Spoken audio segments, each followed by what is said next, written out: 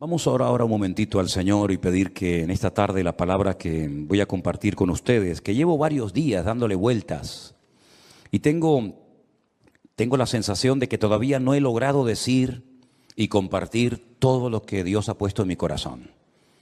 A veces dicen, un secreto profesional, que el día más triste o más bonito para un pastor no es el domingo, sino el lunes. Porque el lunes es cuando piensas en la gente que faltó, la gente que tal vez no vino al culto, cómo salió el mensaje, si dijiste todo lo que tenías que decir o se te olvidaron muchas cosas.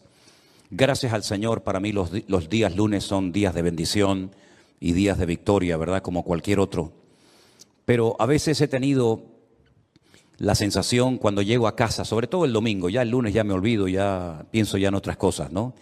Que no dije todo lo que tenía que decir, ni fui capaz de compartir todo lo que yo a nivel personal, en mi estudio de la palabra cada día, saqué de esta porción o de cualquier otra, ¿no? Pero vamos a orar juntos, si les parece, hermanos, para pedirle al Señor que en esta tarde, este hermoso salmo del cual voy a estar hablando, toque nuestros corazones y podamos aprender todo lo que tenemos que aprender en el día de hoy. ¿Les parece, hermanos? Vamos a orar. Señor, muchas gracias, Padre, porque cada vez que abrimos tu palabra, nuestro corazón se llena de gozo y de expectativa por lo que tú nos enseñarás, por lo que tú nos hablarás a través de ella. Te pido, Señor, que el estudio, la exposición de este hermoso salmo sea de bendición para todos los que vamos a oírlo y podamos aprender e interiorizar todo lo aprendido en el día de hoy. Ayúdanos, Señor, a estar atentos, tanto a la hora de compartir como a la hora de recibir, que tu nombre sea glorificado y que en esta tarde salgamos de aquí renovados y fortalecidos en la fe, en el nombre de Jesús. Amén y amén. Me gustaría primeramente ponerles en la pantalla, en las pantallas de la iglesia, un gráfico donde hemos hecho un pequeño resumen de los 150 salmos que tenemos hoy por hoy en nuestras Biblias. Realmente el libro de los salmos no es un libro, son 5 libros. Y esos 5 libros se llaman en su idioma original Teilín. Y yo ya he dicho muchas veces que todo lo que termina en in es masculino plural. Teilín significa alabanzas. Teilá es alabanza, Teilín es alabanzas. Este es el libro de alabanzas, el himnario, el libro de canciones del pueblo de Israel, que hasta el día de hoy se siguen cantando muchos de estos salmos. Por eso es muy hermoso leerlos a menudo y memorizarlos y enseñarlos a nuestros hijos, enseñarlos a los que nos rodean, porque traen mucha bendición a nuestra vida. Hay salmos para todos los gustos.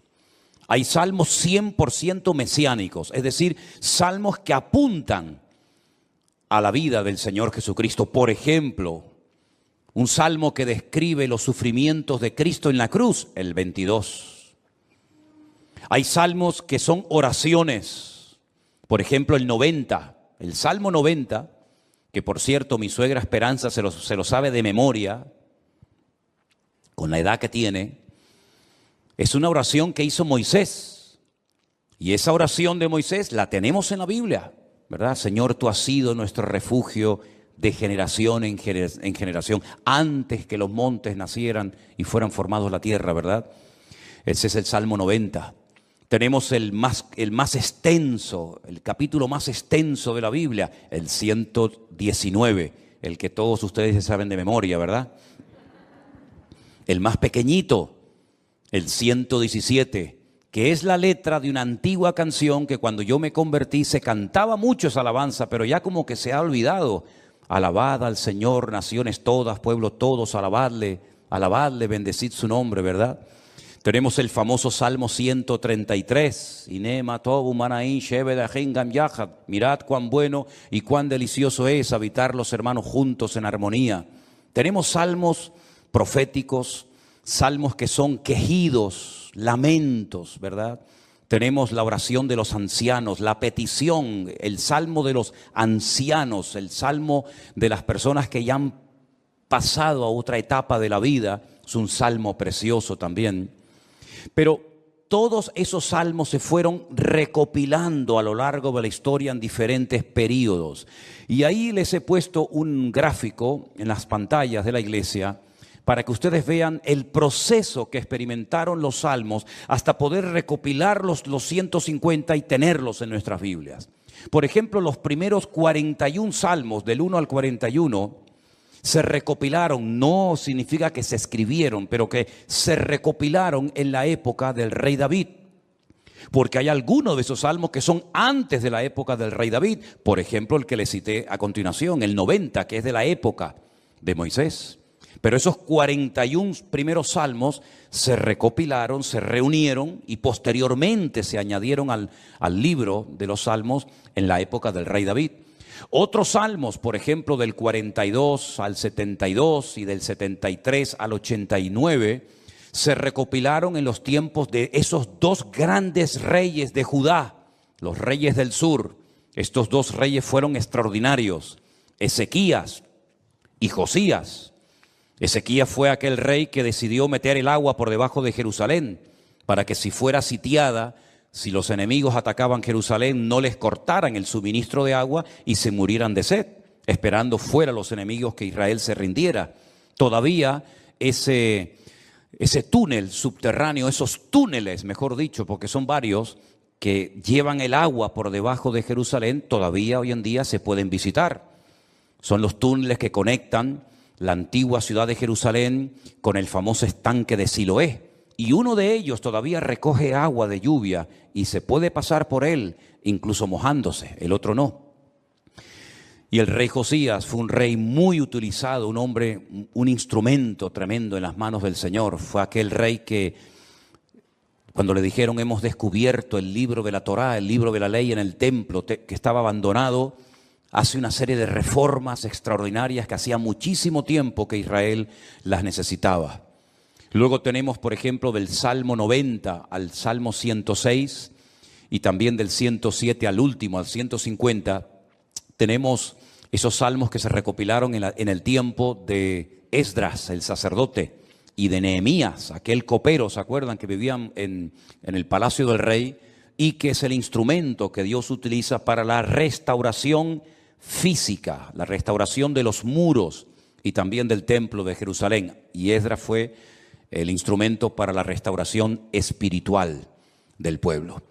Porque una cosa es que tú seas restaurado en tu economía, en lo natural, sea economía, sea salud, sea familia, que está bien, Dios también está interesado en restaurar esas áreas de tu vida. Y otra cosa muy distinta es la restauración espiritual de una vida.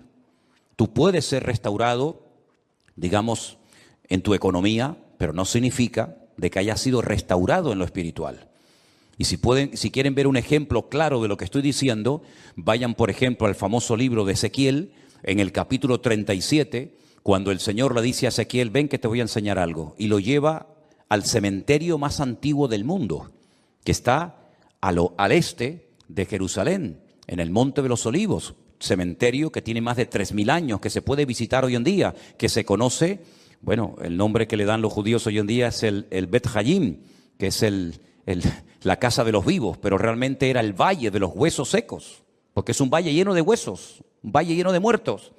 Y el Señor, estando él en Babilonia, le muestra ese valle, ese cementerio, y le dicen, ¿tú crees que estos huesos vivirán? ¿Tú crees que volverán a la vida estos huesos secos en gran manera, que en algunos casos hay años y años que están ahí enterrados? Y el profeta Ezequiel le dice al Señor, yo no sé, Señor, lo que va a pasar con estos huesos, con estos muertos. Y el Señor le dice, predícales, profetízales a los huesos. Y dice que mientras les predicaba, comenzaron a levantarse esos huesos y se formaron cuerpos humanos, seres humanos, con piel, con tendones, con miembros, con cuerpos. Pero dice que eran como muertos vivientes, les faltaba el espíritu. No se movían, estaban ahí quietos como zombies. Y el Señor les dice, les falta el espíritu, profetiza, habla para que el espíritu entre en ellos. Y al final del capítulo 37, el Señor le explica al profeta Ezequiel lo que significa esa visión y le dice, esta es la casa de Israel. Estos son los hijos de Israel, que van a experimentar un resurgir como pueblo, como nación, una restauración nacional, que en los tiempos de Ezequiel, era impensable, pero que nosotros sabemos que se ha producido en el siglo XX, en mayo de 1948, los huesos secos, esparcidos por todas las naciones de la tierra, se levantaron en un solo día como pueblo, y ahí están, con su himno, con su bandera, con su tierra, con su capital. Pero la restauración espiritual aún no se ha producido. Todavía falta la restauración más importante del pueblo de Israel, y es la restauración espiritual que se va a producir cuando ellos reconozcan a Yeshua HaMashiach como el verdadero Mesías, Mesías que traspasaron, Mesías que rechazaron, pero que verán algún día que era el verdadero Mesías. En los Salmos encontramos mucha información acerca de la restauración nacional y espiritual del pueblo de Israel. Encontramos que dicha restauración se llevaría a cabo a través de la obra de Cristo, del Hijo de Dios humanado y encarnado, que habitaría entre los seres humanos como un ser humano más. En los Salmos también encontramos al principio mucha información acerca del tipo de salmo que vamos a leer. Por ejemplo, hay salmos que en la parte de arriba pone Mictán. ¿Lo habéis visto alguna vez? Mictán. Y uno dice, ¿y eso qué significa? Mictán es una enseñanza profunda.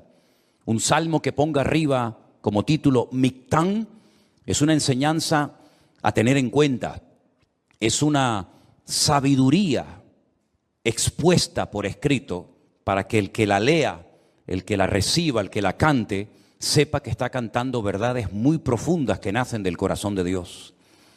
Hay salmos que, por ejemplo, pone Salmo de Segilot, y significa que es un salmo que se tenía que tocar con instrumentos de cuerda, porque no todos los salmos se tocaban con instrumentos de cuerda, había otros que eran de percusión y otros de viento. Hay salmos que pone, por ejemplo, Shir LaMa'alot, salmo cántico de las subidas, que eran los salmos que cantaban los peregrinos cuando subían a Jerusalén 3 veces al año a celebrar la fiesta de la Pascua, la fiesta de los tabernáculos, que era la última, y en medio la fiesta de Pentecostés o la fiesta de Shavuot, las semanas. Y también algunos creen que había escalones en el templo de Jerusalén donde se ponía el coro, y esos salmos de las subidas desde allí los cantaban. Pero en este salmo, si ustedes lo pudieran ver en hebreo, al principio pone Mitzmor, y la palabra Mitzmor significa que es un salmo que hay que cantarlo.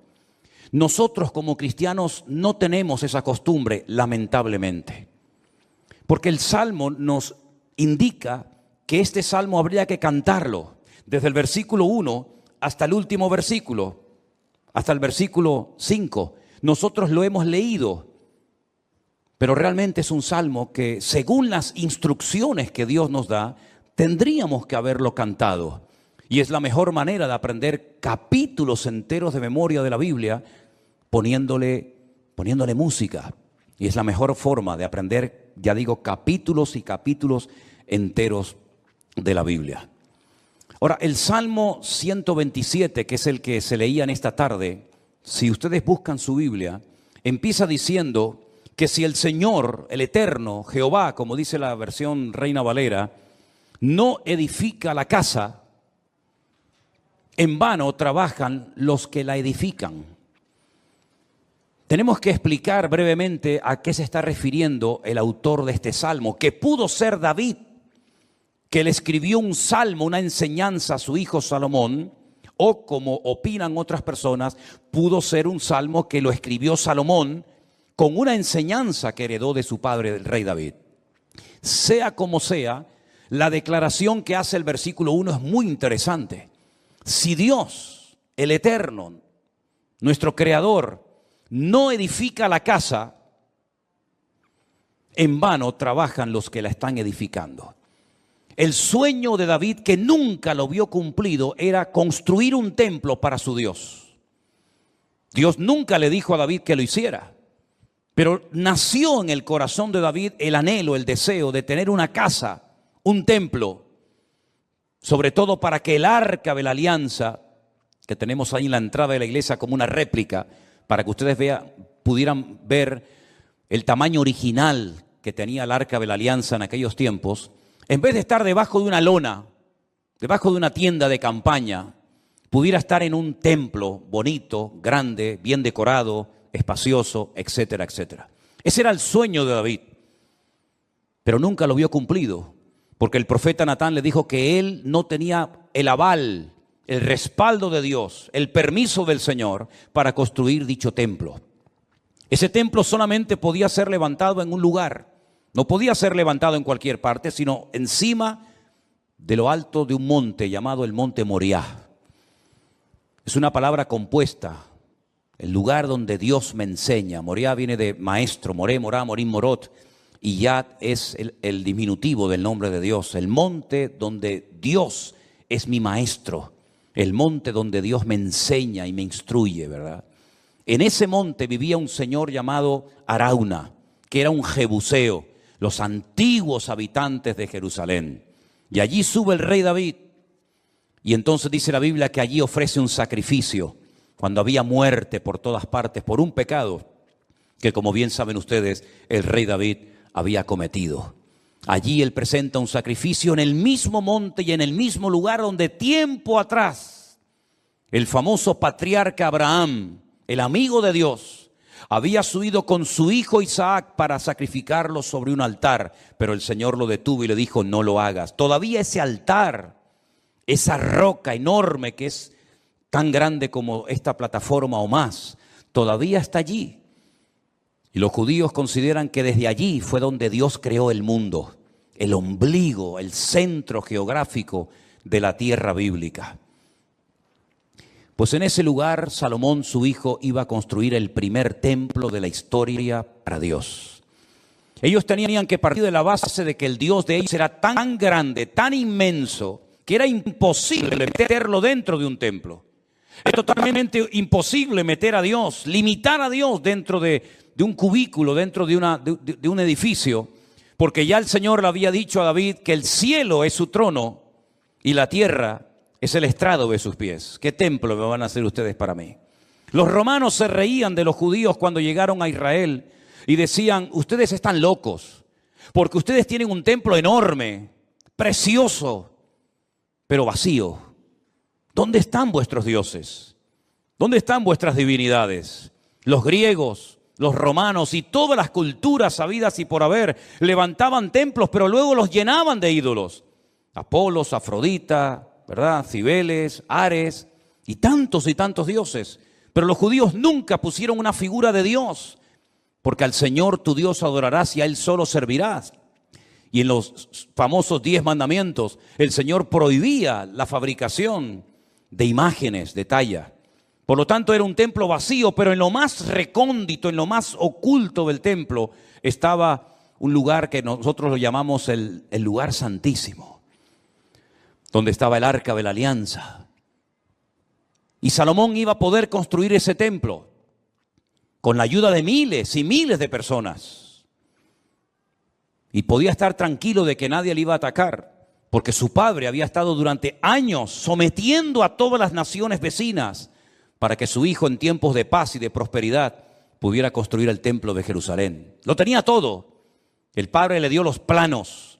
El padre le escribió 77 letras de canciones que las tenemos en la Biblia, los famosos salmos de David, para que pudieran cantar. Inventó instrumentos musicales, le dio oro, piedras preciosas, madera, plata, bronce, lo tenía absolutamente todo.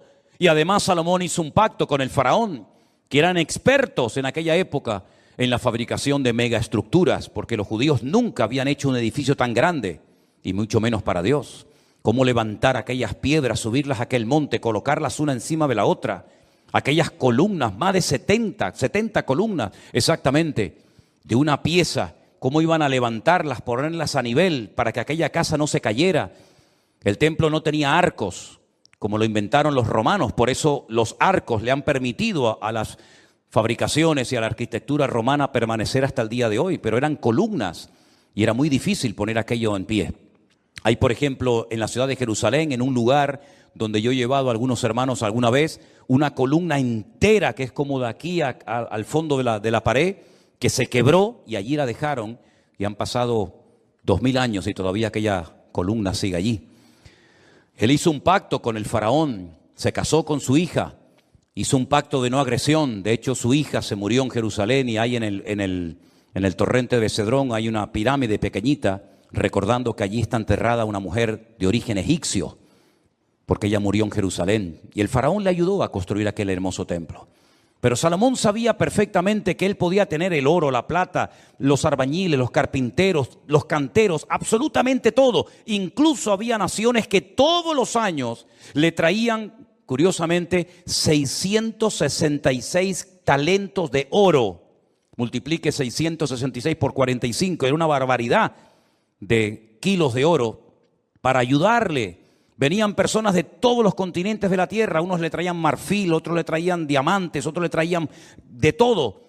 Pero él sabía que aunque lo tenía humanamente hablando todo, sin el respaldo, sin la ayuda del Señor, aquel templo nunca se iba a poder levantar. Y aquí hay una primera lección que tenemos que interiorizar nosotros como cristianos en el día de hoy. Nosotros nos podemos esforzar mucho y de hecho el esfuerzo forma parte de la vida cristiana. Esfuérzate y sé valiente, le decía el Señor a Josué, ¿verdad? Josué capítulo 1. Esfuérzate y pelea, le decía el apóstol Pablo a Timoteo. Pero por mucho que nos esforcemos, por mucho que trabajemos, por mucho que madruguemos o por mucho que trasnochemos, sin el respaldo, sin el favor de Dios, todo lo que hagamos nos sirve absolutamente para nada. ¿Cuántos dicen amén? Algunos creen que por trabajar más van a ganar más y se equivocan, porque la Biblia no enseña que para ganar más hay que trabajar más. Si usted quiere ganar más, no haga eso, porque lo está haciendo al revés. Si usted quiere ganar más, yo después le digo lo que tiene que hacer, pero no trabajes más para ganar más, porque vas a ganar menos y te vas a terminar agotando. Porque la Biblia dice en el Salmo que hemos leído que si el Señor no edifica la casa, en vano.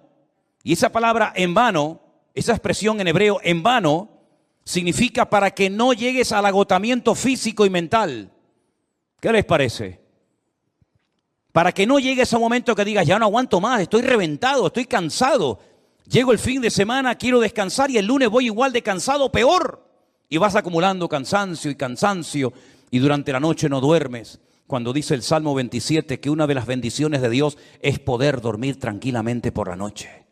Dice que a sus amados el Señor les dará el sueño. Y hay muchas personas que darían cualquier cosa con tal de poder dormir en paz, como nosotros, los hijos de Dios, que hemos aprendido a depender y a descansar en el Señor, podemos dormir en paz. ¿Cuántos dicen amén?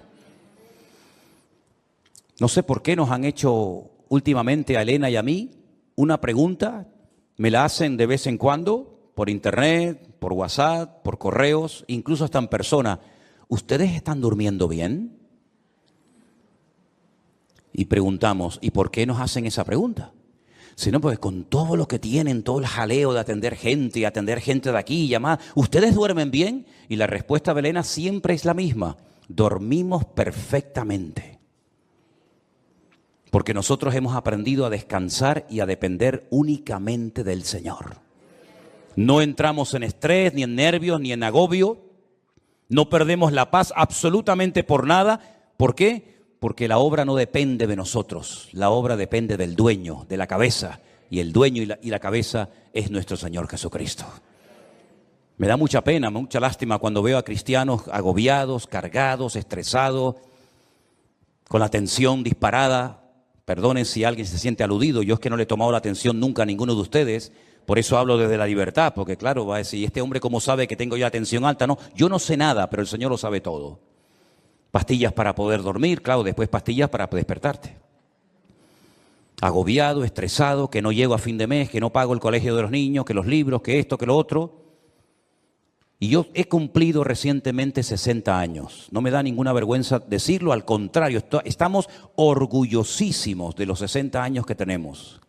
Y de esos 60 años, que parecen mucho, pero a la hora de la verdad no son tantos, de esos 60 años, 40 los he dedicado a servir única y exclusivamente al Señor. Es decir, no me he dedicado en otra cosa los últimos 40 años de mi vida más que a servir al Señor. Con iglesias pequeñas, con iglesias grandes, con escasez, con abundancia, con mucha gente, con poca gente o con ninguna gente. Y en estos últimos 40 años, si algo hemos aprendido, sobre todo en este último año, es que Dios es galardonador de los que le buscan.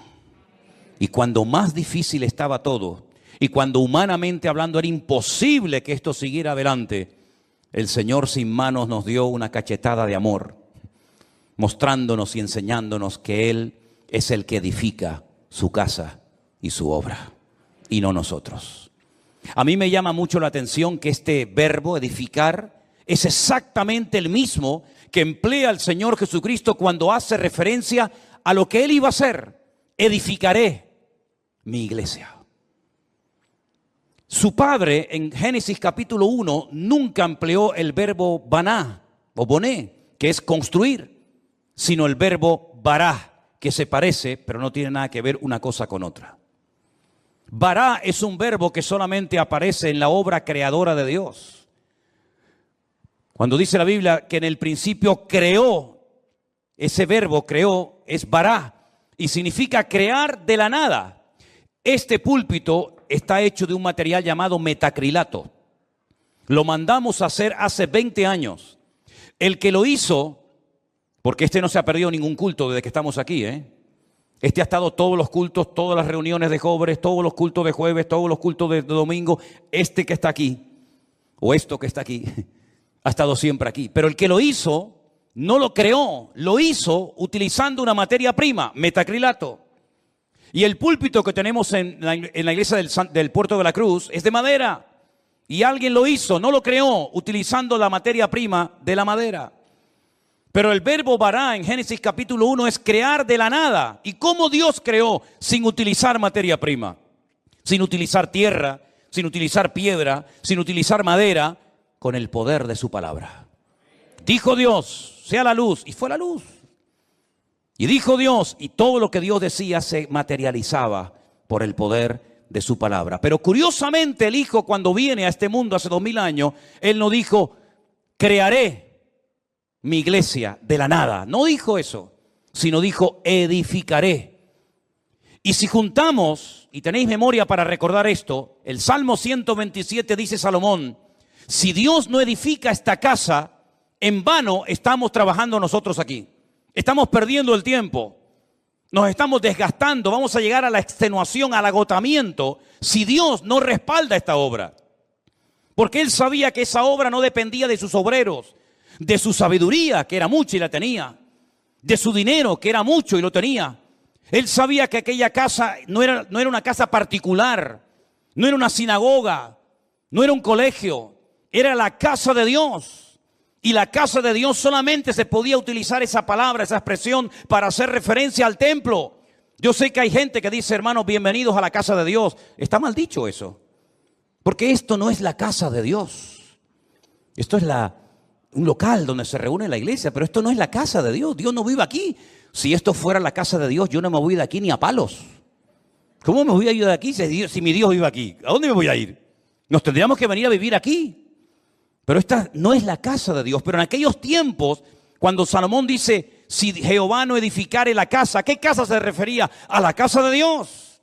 Él sabía que esa casa no iba a poderse terminar si no tenía el respaldo de Dios.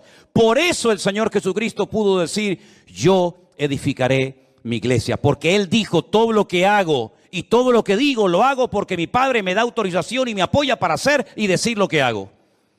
Por eso la iglesia ha permanecido en estos últimos 2000 años con persecuciones, con todo tipo de regímenes políticos, con falsas doctrinas, con divisiones, etcétera, etcétera. ¿Por qué? Porque el que la está fabricando no es el hombre, el que la está construyendo es el Señor Jesucristo.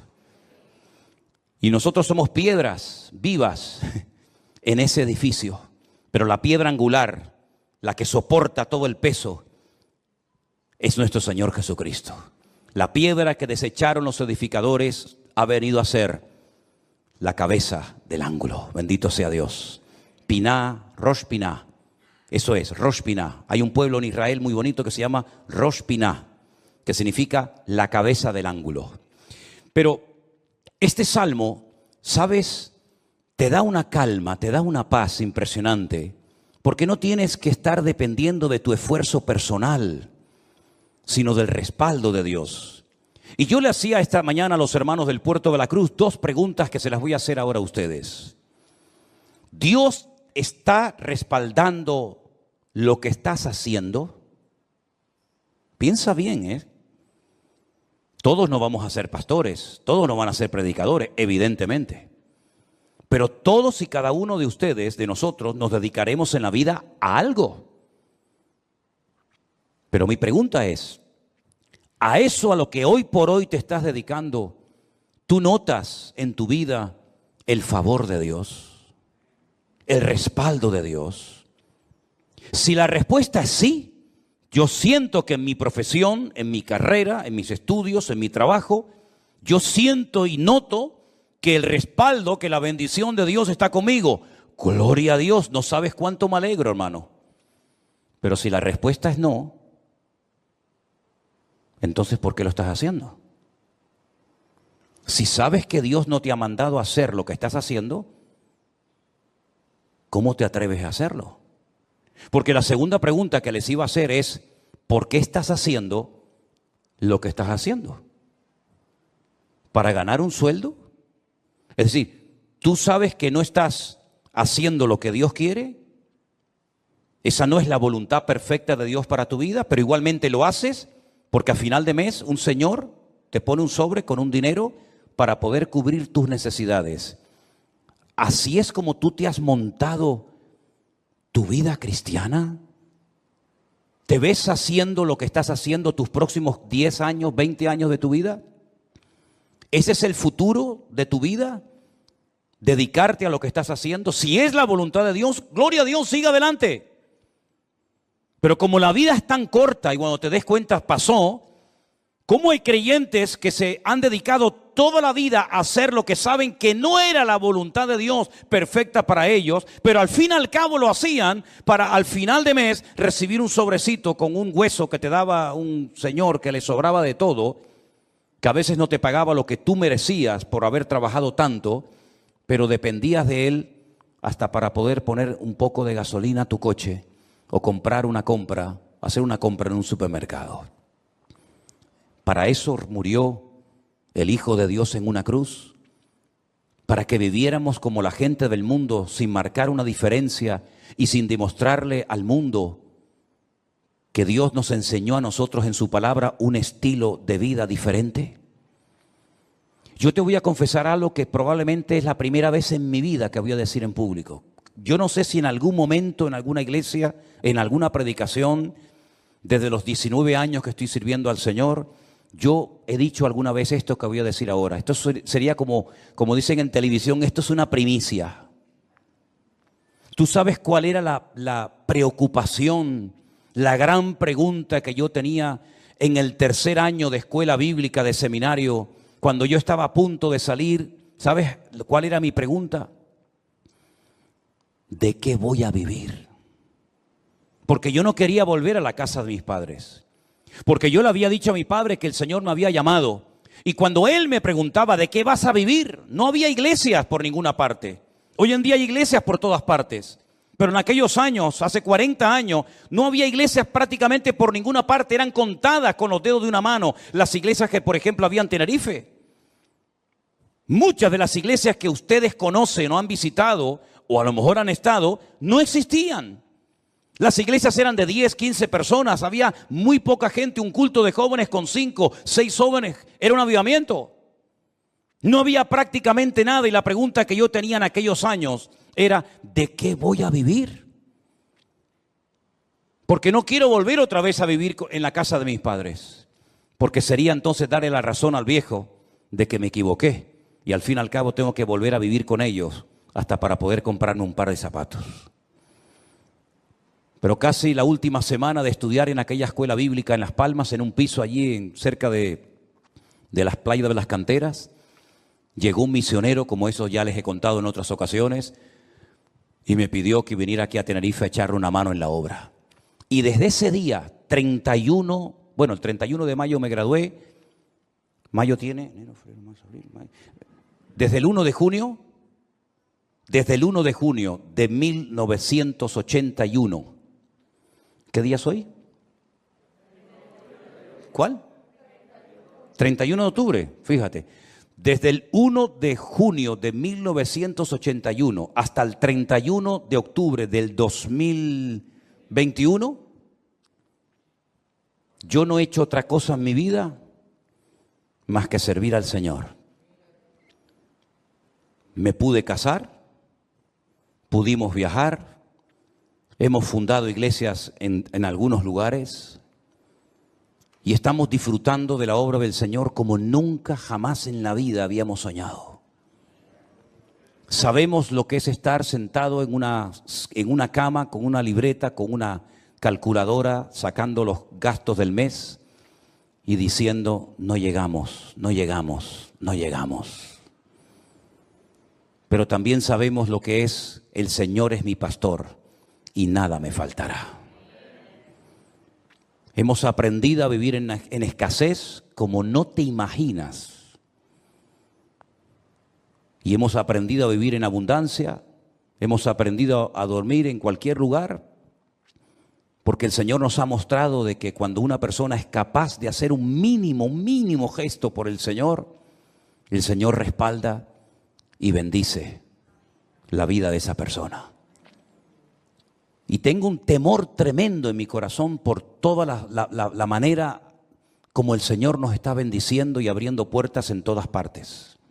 Porque sabemos perfectamente que no es por nuestros méritos, no es por nuestros méritos.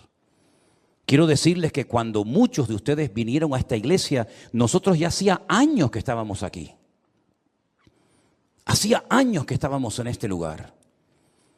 Y el Señor ha ido edificando poco a poco su obra. Y hoy en día podemos hablar para la gloria del Señor de miles y miles de personas que en todas partes del mundo, muchos de ellos han conocido al Señor Jesucristo como su Señor y Salvador personal en este último tiempo. Anoche tenía una reunión por Zoom con todos los hombres de la iglesia virtual del grupo número 2, gente con más de 80 años. Dándole gracias al Señor porque en la recta final de su vida, como ellos mismos decían, han conocido el Evangelio del Señor Jesucristo y tienen un hambre por conocer más y más de la palabra que a mí realmente me deja sorprendido todo lo que el Señor está haciendo. Yo quiero decirles a todos y a cada uno de ustedes que yo también tuve tu edad y estuvimos dispuestos cuando éramos jóvenes, recién casados con 21 años, a pagar un precio. Y nos llamaron locos. Los pastores nos reunían de vez en cuando y nos decían, estáis locos. ¿Cómo sois capaces de ir con una niña pequeña como era Priscila en aquellos años a un país tan lejos, sin conocer prácticamente a nadie, a vivir por fe? Pero cuando el Señor edifica su obra y cuando el Señor respalda su obra, no hay impedimento que pueda frenar la vida de un hijo y de una hija de Dios. Y yo quiero desafiarte a que tú pierdas el miedo, porque si de algo a mí me ha servido el Salmo 127 es a perder el miedo.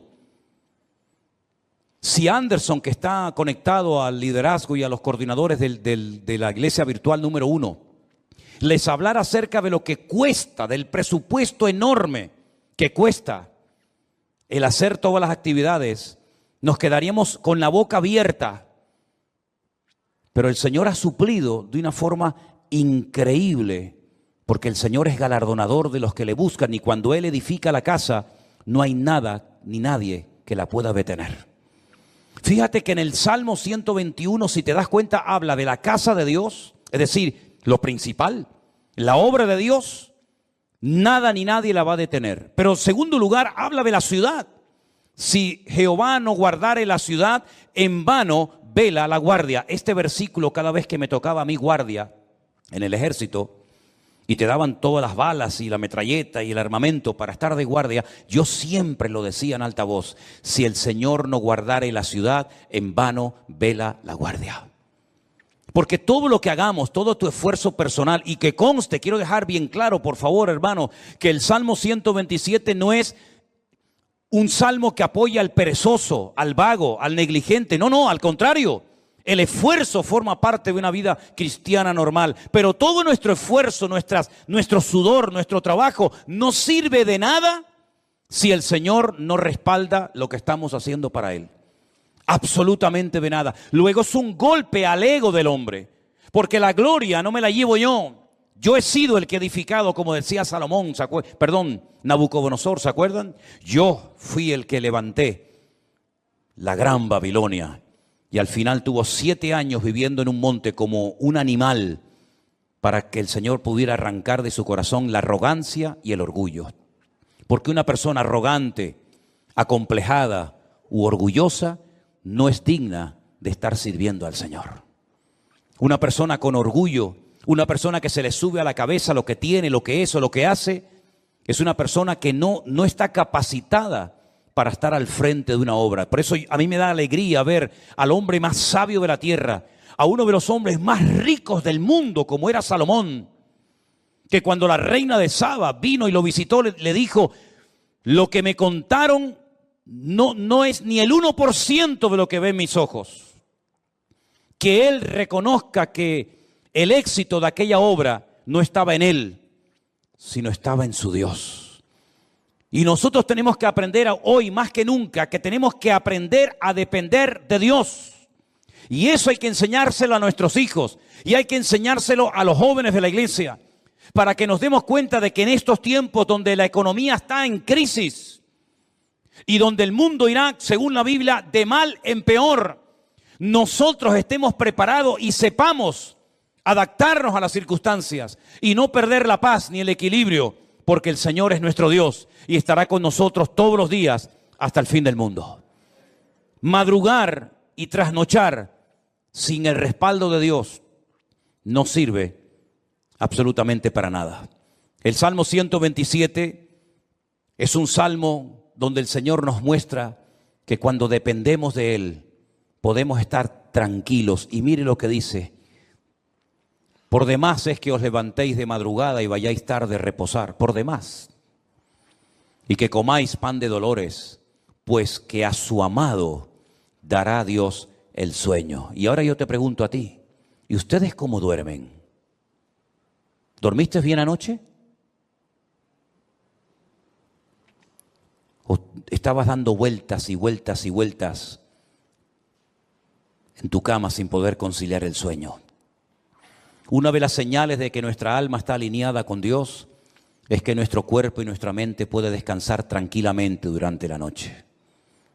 Una mente atormentada sin la paz de Cristo, sin tener esa comunión con el Señor, es imposible que tu cerebro pueda descansar durante la noche y dormir tranquilo, sabiendo en quién has confiado.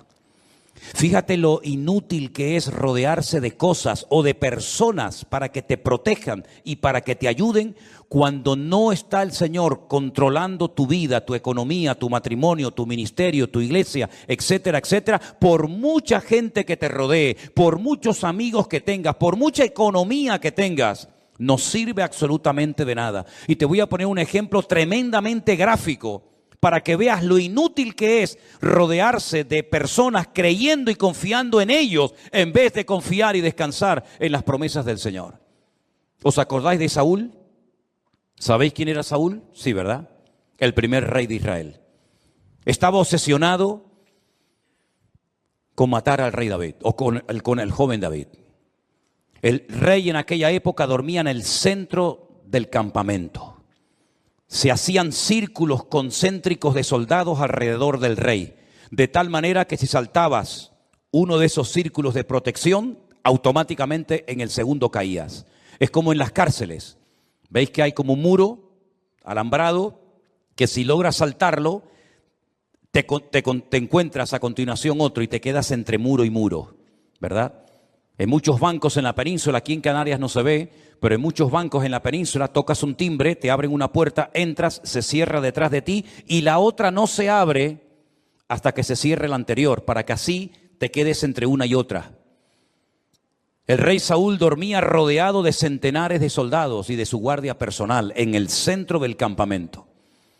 David una noche bajó de las montañas y atravesó el primer círculo, el segundo, el tercero y hasta el mismo lugar donde estaba el rey Saúl dormido. Cogió la lanza del rey Saúl, subió a lo alto de una montaña y cuando estaba lejos, comenzó a gritar: Abner, Abner, ¿qué haces? ¿Qué forma de proteger al rey es esa? Mira lo que tengo en la mano. He llegado hasta la misma presencia del rey Saúl, al que supuestamente tú tienes que estar cuidando. Te has quedado dormido. No has cumplido con tu deber. Y ahí hay un ejemplo gráfico de cómo un rey rodeado de cientos de soldados que se quedan dormidos. Ahora puedes entender lo que dice el Salmo 127. Si el Señor no vela y cuida y protege a la ciudad, en vano vela la guardia. Todos se van a quedar dormidos espiritualmente hablando en estos últimos tiempos. Los políticos se van a quedar dormidos y no van a saber discernir el mundo espiritual. Los bancos se van a quedar dormidos y van a ser esclavos del próximo sistema mundial de economía.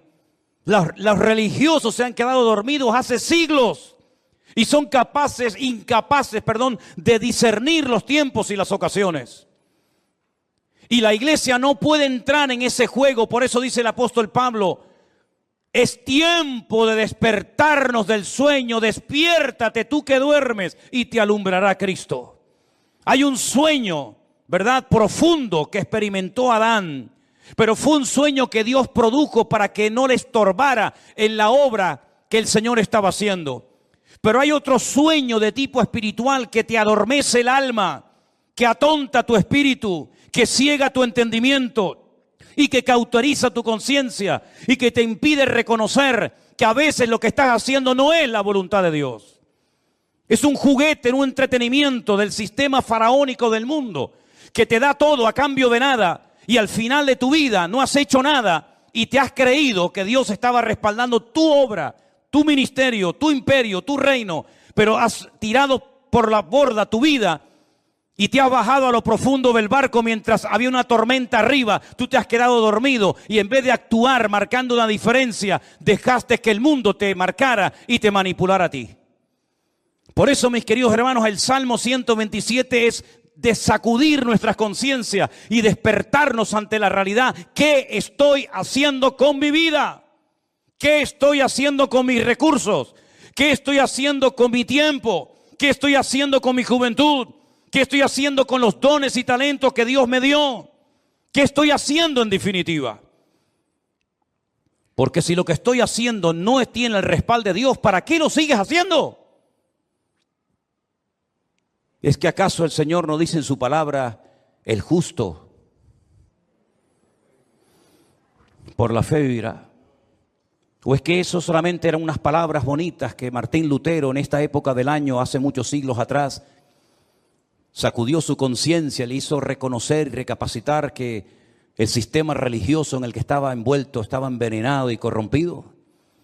Son unas palabras bonitas de un profeta del Antiguo Testamento que sí, quedaron muy bien, pero que hoy en día no tienen ningún efecto. Eso funciona, es realmente así, eso es real. ¿Funcionan las promesas de Dios? Te pregunto, hermano. ¿Funcionan sí o no las promesas de Dios en tu vida? ¿Te fías de Dios? ¿Crees que Él te puede sanar, que te puede prosperar, que te puede bendecir? Pues te voy a dar algunas pinceladas para que empieces a entrar en una dimensión diferente en cuanto a tu relación con Dios. Primero, hay ciertas y determinadas cosas que hay que pelearlas y lucharlas en el campo de batalla. Goliat no se iba a ir por el hecho de que estaba frente a él el ejército de Israel. Al contrario, el ejército de Israel le atraía, porque la luz atrae a los mosquitos. Ellos no tuvieron que ir a buscar a Goliat. Goliat los encontró a ellos. Y aunque Goliat estaba en aquel lugar y se sabía que iba a ser derrotado porque allí estaba el hombre de Dios, David. Para Goliat era un atractivo estar en aquel lugar, como es un atractivo para muchos el conquistar a tus hijos, o romper tu matrimonio, o derrotar tu ministerio. ¿Por qué? Porque tú tienes luz, tú proyectas luz. Hay una gracia de Dios, hay algo de Dios en tu vida que al enemigo lo atrae. No tienes que buscarlo, él te va a encontrar. La luz atrae a los mosquitos. Si no, vete al campo y enciende una luz para que veas cómo enseguida vienen los bichos. Y si nosotros verdaderamente somos luz, vamos a atraer a ciertas y determinadas cosas. Y por eso la Biblia dice que hay que pelear. ¿Pero pelear qué? La buena batalla. Porque hay batallas que no las pelees porque vas a morir. Como Jonatán se fue a pelear una batalla que no tenía que haber ido nunca y murió.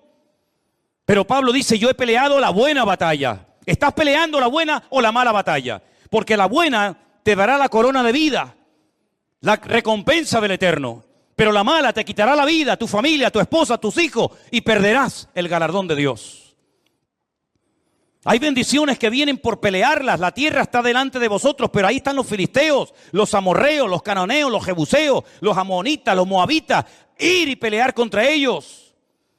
Y tuvieron que pelear y jugarse la vida y derramar sangre y tener heridas y cicatrices en el cuerpo para conquistar la tierra. Porque hay ciertas y determinadas bendiciones, claro, tú tienes que saber cuáles, que tienes que conseguirlas peleando la buena batalla en el nombre del Señor. Pero hay otros milagros que no vienen por pelear, sino simplemente por decir gracias por esta situación que estoy atravesando en mi vida. Cuidado, no solamente es una palabra mágica, gracias y ya viene el milagro, no. Es una actitud, es una edificación interior de tu alma producida por la obra del Espíritu Santo en ti. Y cuando tu corazón no tiene quejas ni dudas, porque puedes decir, yo sé en quién he creído, eres capaz de llegar a un cementerio en un ambiente de derrota y de pesimismo, cuando incluso los familiares del difunto te echan en cara, si hubieras estado aquí mi hermano no estaría muerto, como diciendo tú eres el culpable, si tú hubieras estado aquí mi hermano estaría vivo. Y cuando te ponen todo tipo de impedimentos y de trabas diciendo no, deja las cosas como están, porque si movemos la piedra va a salir un olor terrible, hace 4 días que ese hombre está ahí enterrado y esto va a ser terrible. Cuando tú tienes un corazón moldeado por la mano del eterno Dios, tú eres capaz de ante la muerte decir, Padre, yo te doy gracias porque sé que tú siempre me oyes. Y se produjo un milagro sin ayuno, sin oración, sin reprender demonios, sin gritos, sin show ni espectáculos, sino simplemente con una expresión de gratitud y de dependencia del Padre. Yo sé que tú siempre me oyes, Lázaro, sal fuera. Y se produjo un milagro tremendo, uno de los milagros más espectaculares de Cristo, simplemente por expresar gratitud en medio de la muerte y del dolor. Y el segundo gran milagro de Cristo, un milagro que consistió en multiplicar cosas. En este caso no fue transformar elementos como agua o vino, sino crear cosas, multiplicar panes y peces de una forma incontable, en pleno desierto, donde no había recursos materiales para poder cubrir la necesidad de tantas miles y miles de personas. Cuando sus propios discípulos, y tendrás esta experiencia en tu vida, te lo aseguro, hermanos que te llegarán y te van a decir, pero con ese sueldo, ¿a dónde vas? Y con ese cochecito, ¿qué haces? Y con esa motito, ¿qué haces? Y tus propios hermanos te tratarán de limitarte lo que tienes, como diciendo, pero lo que tienes no vale para nada. Cuando incluso uno se le acercó al Señor y le dijo, ni 300 denarios que tuviéramos, que no los tenemos, por cierto, pero si los tuviéramos, tampoco servirían para dar de comer a estas multitudes. El Señor toma lo poco y le enseña a los discípulos que en el peor momento de sus vidas, cuando acaban de recibir la orden, el desafío de darles vosotros de comer, aprendan a atender a la gente. Pero si no tenemos ni para nosotros. Sí, pero es que hay un principio. Cuando te descentralizas de ti mismo y te centras en Dios y en los demás, el aceite nunca faltará. Nunca faltará. Así que dadles vosotros de comer y yo os voy a enseñar cómo se les da a la gente hambrienta de comer. ¿Qué hay por ahí? Unos cuantos panes y peces, los cogió, los bendijo y dio gracias. Y dando gracias, comenzó a partirlo y le dijo, comenzar a repartir, comenzar a repartir, comenzar a repartir, y hasta llegaron a sobrar cestas enormes llenas de pedazos de la comida que el Señor había multiplicado. Hay milagros que vienen por pelear, hay bendiciones que vienen por pelear y jugarte la vida y hasta la extenuación si hace falta. Pero hay otros milagros que vienen cuando te relajas y dices, ya no puedo más, pero te voy a dar gracias por mi hijo, por mi enfermedad, por mi escasez, te voy a comenzar a dar gracias y voy a comenzar a gozarme en lo que no entiendo. Y voy a transmitir ánimo, aliento y gratitud a mi familia y a mi gente que me rodea. Y vas a comenzar a ver milagros impresionantes en tu vida. Yo digo una cosa. ¿Qué tienes que perder? Imagínate que te funciona. Vas a estar toda la vida agradecido al Señor por haber aprendido a salir de la miseria, por haber aprendido a gozarte en la adversidad y por haber aprendido a ver la gloria de Dios en medio de las tormentas de la vida. ¿Cuántas tormentas hemos atravesado? ¿Cuántos desiertos hemos cruzado? ¿En cuántas cuevas nos habremos metido espiritualmente hablando? Pero de todas y de cada una de ellas nos ha sacado nuestro Dios.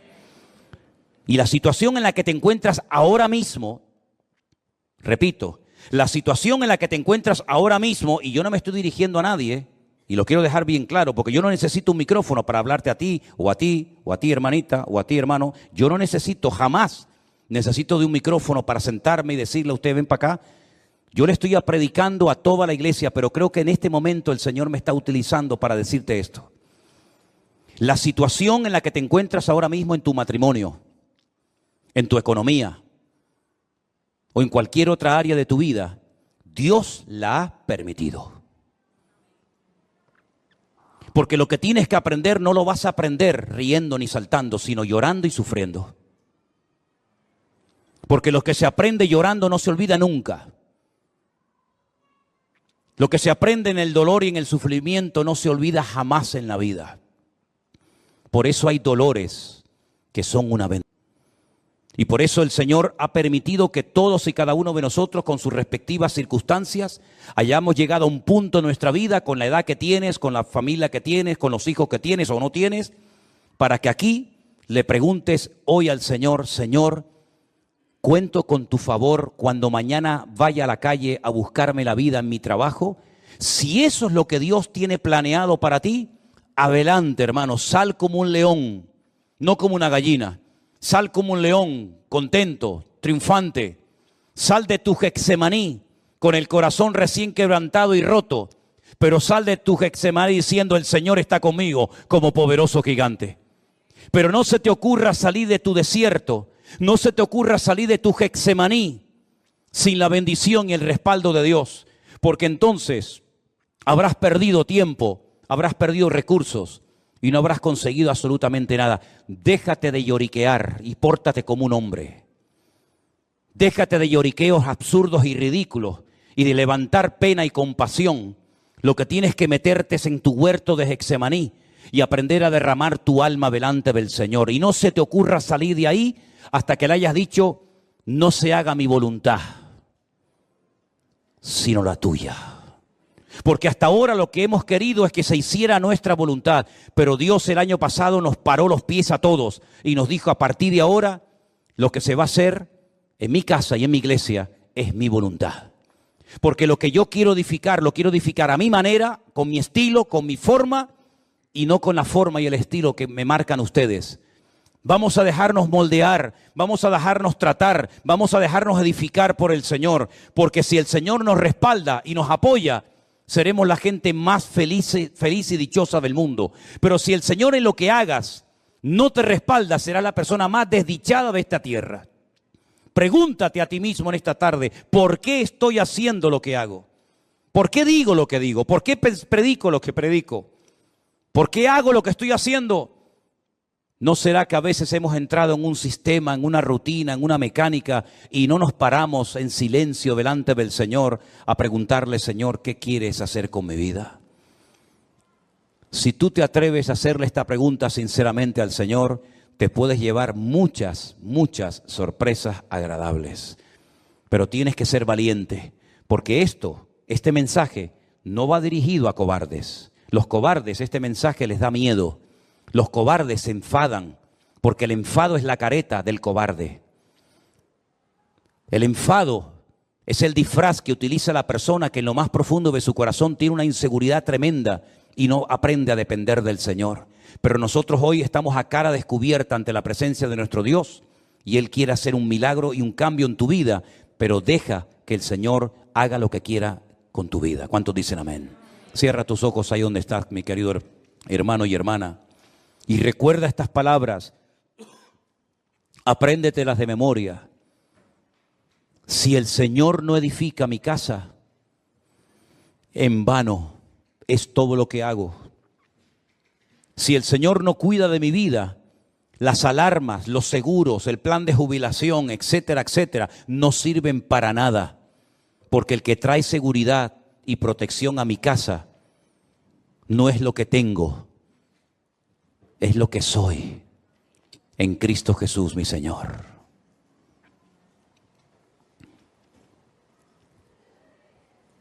En esta tarde, Señor, hemos escuchado tu palabra atentamente y hemos reflexionado acerca de nuestra vida, de nuestra existencia. Y queremos pedirte en esta tarde, Señor, ayúdanos a depender 100% de ti, Señor. No confiamos ni creemos en nuestra experiencia, ni en nuestra fe, ni en nada, sino solamente en ti. Y por eso yo te ruego, Señor, que en esta tarde este salmo sea una base, un fundamento sobre la cual comencemos a trabajar y a edificar nuestra vida de hoy en adelante. Señor, edifica tu iglesia como tú quieras. Guarda tu iglesia como tú solamente lo sabes hacer. Y cuida de la vida de nuestros hijos, porque son las flechas, son las saetas que tú nos has dado para demostrarle al mundo que nuestra fe no muere con nosotros, sino que se la hemos traspasado también a nuestros hijos, a nuestra descendencia, para que tu nombre sea conocido en todas las naciones de la tierra. Guárdanos, Señor, en esta semana. Úsanos como nunca antes lo habías hecho. Y renueva nuestras fuerzas y danos sabiduría y de tu gracia, para que podamos en el nombre de Jesús glorificarte en todo lo que hagamos y en todo lo que digamos.